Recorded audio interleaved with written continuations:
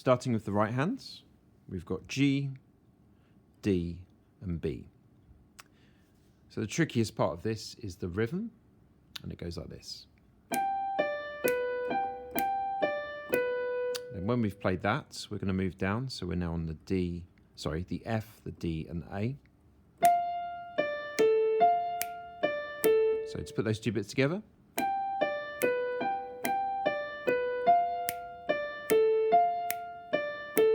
Okay, so that's the first phrase. And then we stay there. So we're on the F, the D, and the A.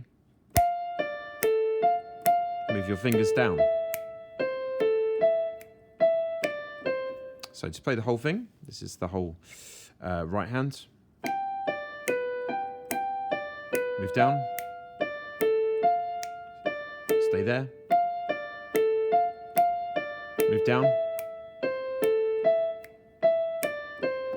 So while that's happening on the right hand, on the left hand, it's the same shape, but instead of going down, you're going up. So we've got contrary motion.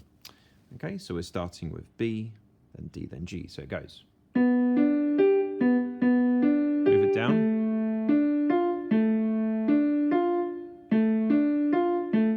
Move it down. And then a little bit different here. We've got, okay, so up here we've got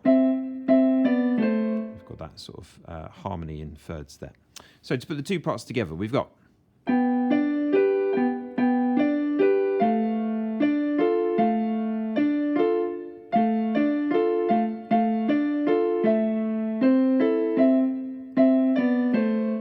and being an ostinato, you then loop it.